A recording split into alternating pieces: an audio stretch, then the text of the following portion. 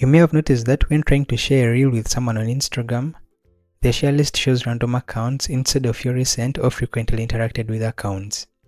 If you're experiencing the same issue, you're not alone, and there is nothing wrong with your account.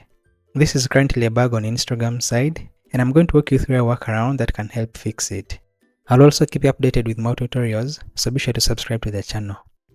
Now, to fix this, you may first need to update your Instagram app to the latest version. If you've already done that and it's not fixing the issue, here's what you can do.